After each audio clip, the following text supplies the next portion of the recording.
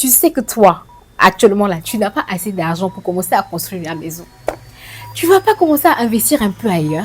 Hello beautiful people, salut à tous, bienvenue sur cette chaîne YouTube. Moi c'est Maya Omo et c'est comme toujours pour moi un plaisir de vous avoir ici. Et comme vous le savez, généralement chaque semaine en 15, nous parlons de finances personnelles. Et c'est vrai que ces temps-ci, j'avais pris une pause sur YouTube, mais je suis de retour et j'ai commencé à republier des vidéos sur YouTube avec un vlog que j'ai posté la semaine dernière. Donc cette semaine, nous allons parler de finances personnelles. Et vous savez que j'adore parler d'argent, j'adore parler de khalis, j'adore parler de jet. Et donc aujourd'hui, nous allons parler de comment investir dans la bourse, comment investir sur le marché financier dans la zone UEMOA. Et parlons de ça, c'est dans Parler Jet. Et Parler Jet, c'est tout de suite.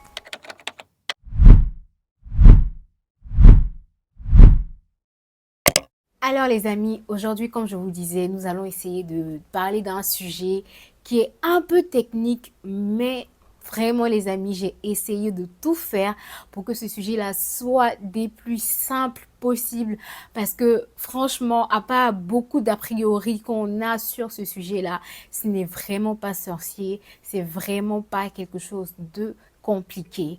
Et oui les amis, vous l'aurez compris, aujourd'hui, nous allons parler de comment investir sur les marchés financiers, donc comment investir dans la bourse. Voilà.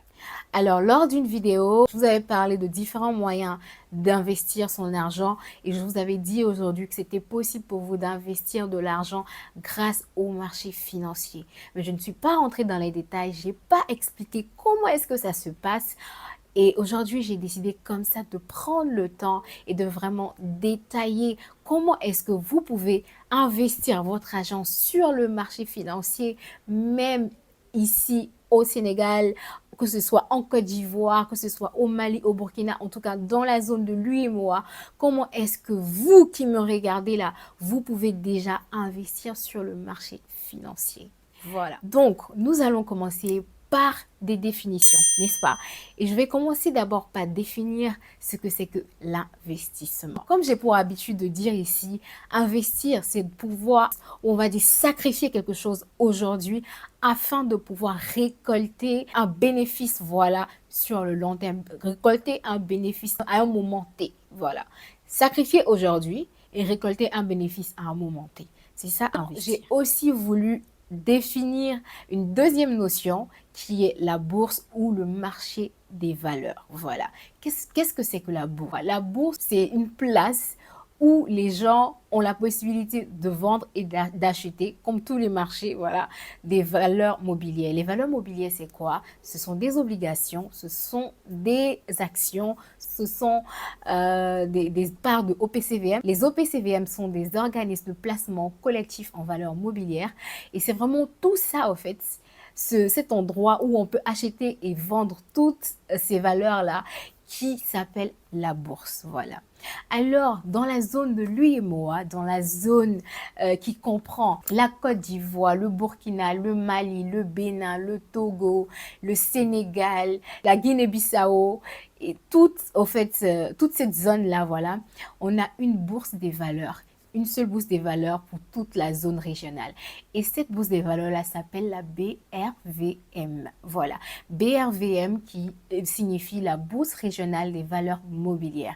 Et cette bourse régionale des valeurs mobilières est située en Côte d'Ivoire, à Abidjan, de manière physique. C'est-à-dire aujourd'hui, vous avez la possibilité d'acheter et de vendre sur ce marché-là tant que vous êtes dans la zone de l'UEMOA. Est-ce que vous, aujourd'hui, qui êtes couché à la maison, qui n'avez peut-être pas de notion en finance, pouvez-vous faire des investissements sur la bourse? Laissez-moi vous dire, les amis, que tout le monde a accès à la bourse régionale des valeurs mobilières. En fait, la bourse n'est pas faite pour les riches seulement.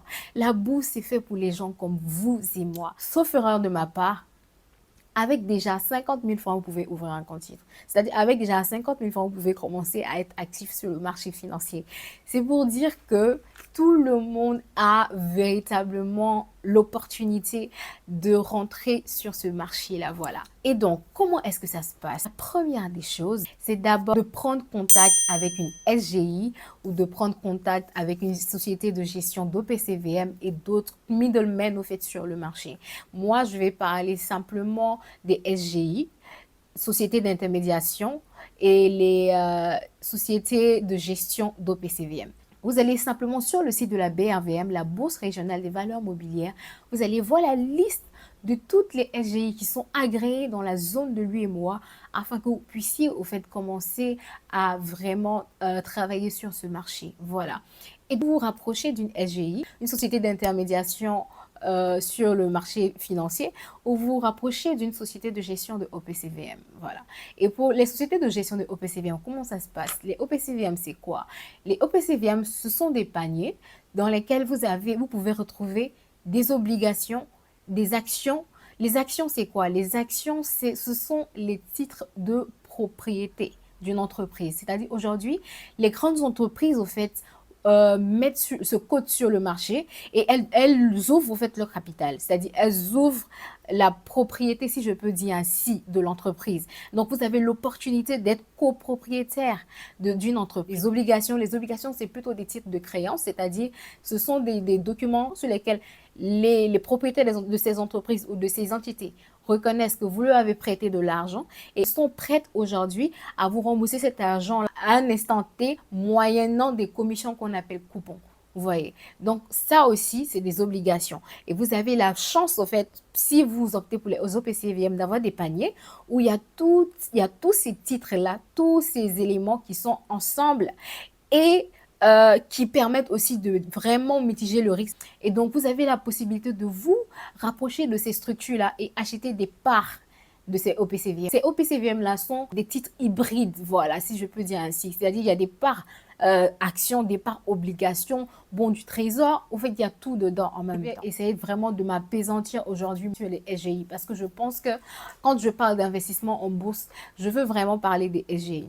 Voilà. Vous entrez en contact avec une SGI de la place et cette SGI-là va déjà commencer en fait à mettre en place, on va dire, à commencer à faire les due diligence. C'est-à-dire, il y aura déjà un entretien, un chargé de portefeuille et tout ça va véritablement aussi essayer de s'entretenir avec vous et puis de savoir pourquoi vous voulez aujourd'hui placer votre argent sur le marché financier. C'est quoi votre objectif aujourd'hui? Est-ce que ce sont des placements que vous voulez faire sur du long terme ou des placements que vous voulez faire sur du court terme? Quel est le taux de rentabilité que vous cherchez? C'est-à-dire aujourd'hui, est-ce que vous voulez déposer 1 million pour pouvoir avoir 2 millions dans un an? Est-ce que vous voulez déposer 1 million pour pouvoir avoir 1,5 million dans un an, mais s'assurer véritablement de ne pas perdre de l'argent? C'est vraiment toutes ces discussions-là qu'aujourd'hui, un chargé de portefeuille titre va véritablement avoir avec vous. Généralement, ils ont des fiches au fait où il y a des questions, voilà. Ils conduisent des entretiens à travers lesquels on a la possibilité de véritablement, on va dire, faire ressortir votre profil risque. Donc aujourd'hui, on pourra savoir si vous êtes riscophobe ou bien si vous êtes riscophile, c'est-à-dire si vous aimez prendre le risque du moment que vous avez la rentabilité qui suit.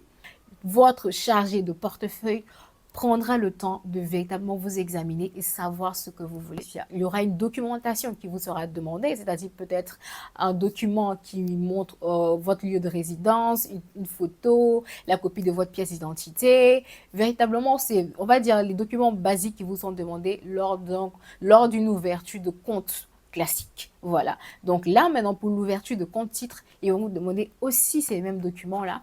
Et aussi, ils vont conduire un entretien afin de pouvoir déterminer votre profil risque. Tu n'as pas assez d'argent pour construire une maison comme moi. Attends, je vais te déposer le français. Tu sais que toi, actuellement là, tu n'as pas assez d'argent pour commencer à construire la maison. Tu ne vas pas commencer à investir un peu ailleurs. Essaie un peu de t'intéresser au marché financier. Essaie un peu de t'intéresser à d'autres formes d'investissement. C'est vraiment de choisir le mode de gestion, voilà, de son portefeuille.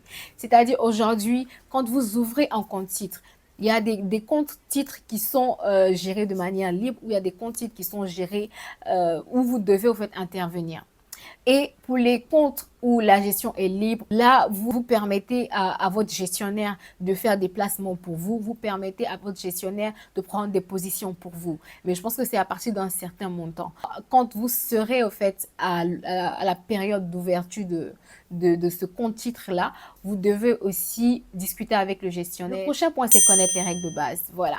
Et je viens avec la première règle qui dit que le plus de rentabilité, le plus de risques. Le moins de rentabilité, le moins de risques. C'est-à-dire, aujourd'hui, on a des actions, on a des obligations sur le marché financier qui sont risquées. Mais ces positions risquées vous garantissent aussi d'avoir des retours sur investissement assez intéressants. Mais comme aussi vous avez des actions, des obligations, surtout les obligations aujourd'hui, quand je parle d'obligations, je parle de titres de créance. C'est-à-dire, par exemple, je vais donner un exemple de la Sonatel. Parce que la Sonatel émet beaucoup d'obligations. Et je crois que récemment, la Sonatel a même eu à émettre des obligations à des taux, je pense, de 5% à 6%. Je vais essayer de mettre le taux véritable au fait.